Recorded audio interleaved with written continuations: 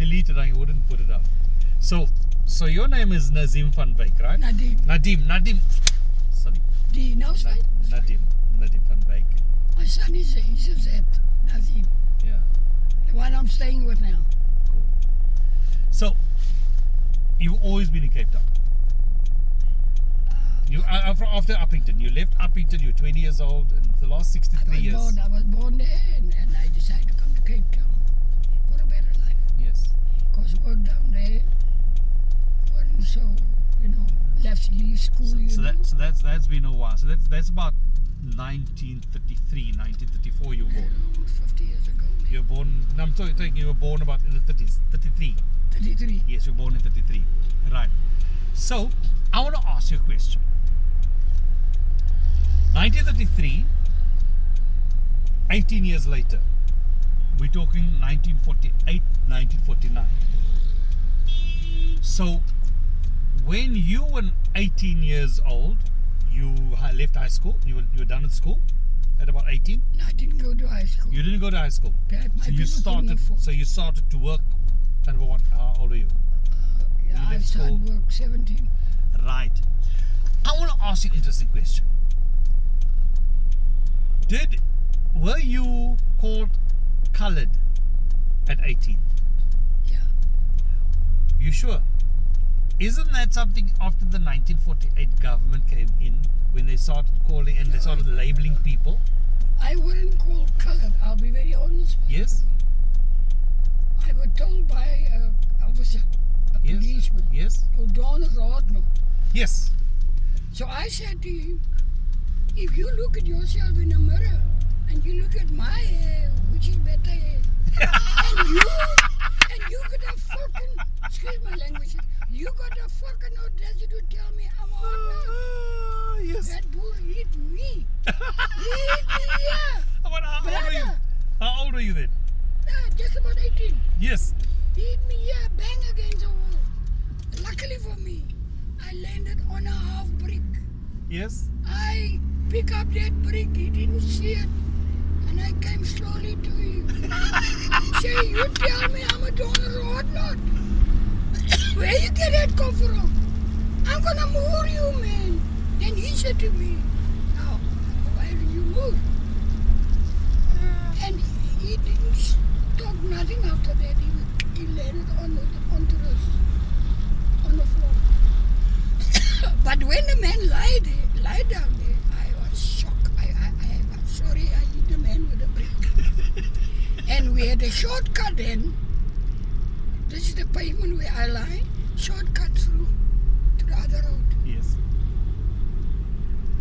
And came around the back to my workplace. Not long. I learned tailoring now. Now I'm learning tailoring. Yes. But there's nobody teaching me or give me an indication of what I'm up against. Yes. So my niece's husband called me. George. His name was George Fink. Yes. Then he called me. I explained. Now I really could. He said to me, I knew there was something wrong because you came around the back. Now let's hear what happened. So I explained to him. He started laughing. He said to me, why don't you eat him coat and bring him in here by us, and then I would have helped you take him to the Bloody Orange River and dump him in orange. Okay, so the reason I'm asking the question is this, right? There was a day, one day I was talking to my mom, and she's the same age as us, saying, and we were talking about just, the reference to what is a coloured person in our country, and people overseas don't understand what South African means when we talk about colours. But mom was frustrated at one point in time, and she said to me, but we're just mongrels. And that got me thinking, how could a person think of that yourself? It means that somebody taught that thought process to you and you believed it, Yeah. So I asked her, so at which point in time did you get yourself an ID document? And did that ID document from the beginning say that you're colored? So that's the question I'm asking. You're the same age as her. How old were you when you got your first ID document that you needed to use? And was it similar to the black people's Dompas, or 18. you were 18? 18 age when you qualify for identity. So did it say on there that you were colored on your first ID? Well, and I wasn't. Did I take my ID? No, I didn't take my ID. I said, now you're asking me a very good question. Yeah. Very good question. Because they only started the racial classification later. After how can Particularly, it was after 1961. 61? Remember that So May the it was 31st? declared, Yes, declared. Republic. You So know. Republic Day, May the 31st, 1961. Right. So before then, when you got an ID document, what did it say you were? No, that was just nothing. You were a South African. South Africa. And a cop United Party. and a cop could say you're a whatnot, but that would be a racial classification. He'd look at you and he'd be racist. Yeah, but that And part it's like calling a black guy a nigger.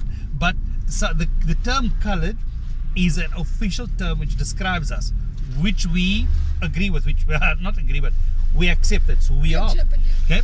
But the point is, at which point in time did this term suddenly just arise? Which point in time did we just become that? I'm asking you because Colored, you mean? yeah, I mean, when if it was that we were referred to as colored, I mean, if you take a look at prior to 1961, a white person would not have been registered as European. They'd have been registered as either South African White. or would they have been registered as white? Because White. you didn't. Did you have any friends when you were 18 who were white who had got an identity document? If you I want could to show you. really want to know, if you really want to be honest with you, I had a black guy that was my friend, Yes. and we two grew up together until Yes. I left Uppington. A black Yes. guy. Yes. So the question is, I'm trying to figure out that we've all bought into the basic 4 racial classifications of our country of Indian, white, black, and colored. Yeah. Okay. Now I'm thinking about this term colored for quite a while right now. Obviously, at 56 currently, I've been thinking about it for 56 years. More or less. Right. But because my birth certificate said colored/Chinese. Okay. Chinese. I'm Chinese colored. No, from my dad's side, Chinese, obviously. So I figure out eventually, well, okay, the word colored basically means miscellaneous or none of the above. Yeah. Okay. Are you white? No. Are you black? No. Am I Indian? No. What are you then? I'm none of the above. Oh, you're colored. Miscellaneous. Yeah. Yeah. Because what is colored? I used to do work for the legal industry, a lot of work, That's a good question. and as a result, I had to help lawyers search for and find cases in history for different things. And so while practicing to find cases for them, I used to look up cases on racial classification. Particularly, there were a couple of cases where somebody needed to be reclassified as, say, he was white and wanted to marry a colored girl, Right. and so would become reclassified as colored. And on the other side as well, somebody was colored who wanted to be reclassified as white. Yeah.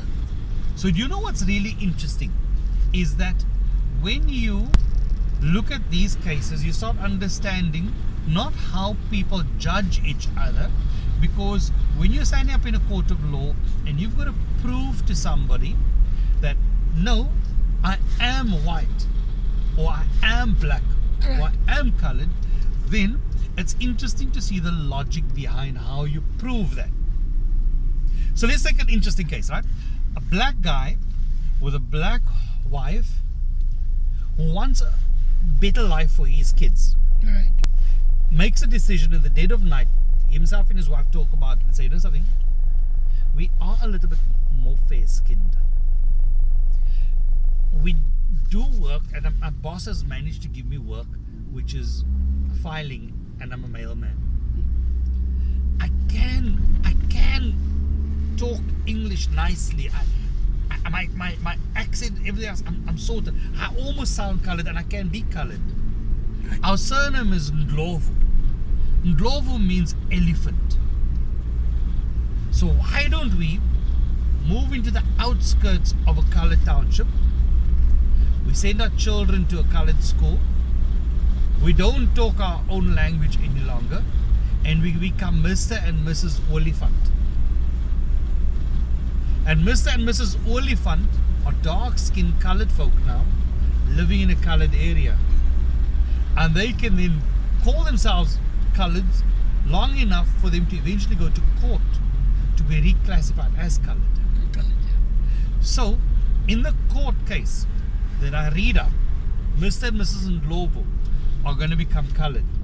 So what have they got to prove? They've got to prove that their friends are colored. Right. That they live in a colored neighborhood. The kind of work they do is the kind of work that colored people do. Okay. They've got to be able to prove that they are true coloreds based on association, on the kinds of things they eat, drink, people they mix with. The same story goes to Mr. and Mrs. Botha or Mr. and Mrs. Van Wyk, Of course. who are white, but the man falls in love with a colored woman. He's white, he's Dutch descendant. Van Wyk, he goes to court and he's got to prove to court that actually he's married to a colored woman. His kids are going to colored school. They live in a colored area. The kind of work he does is the kind of work reserved for colored folk. So you've got to prove that you're colored by association. You've got to prove that you are from South Africa, from that particular section of South Africa that is reserved for colored folk. Right. Now let's look at the other side. Mr. Ndlovu's son, 3 generations later, Mr. Oliphant, now wants to go back to his roots. He wants to be accepted amongst the people that his great-great-grandfather came from. He wants to be called black. Sorry. Yes, you may do it. So, in order for him to become black, the court needs to know that, in fact, he is truly black. He's got to prove what tribe his family and origin come from, where in Africa he'd come from. He's got to prove that the bloodline is black, either Bantu or one of the Nguni tribes. Yes. Whatever it is.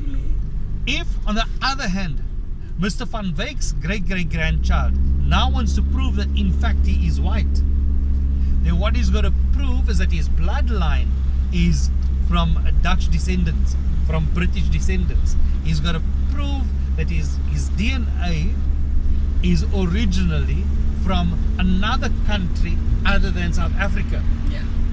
Indians the same. They've got to prove, in essence, that their history is not rooted in South Africa. They've got to prove without a shadow of a doubt that the kind of work, the kind of people they mix with are not really, historically speaking, from South Africa.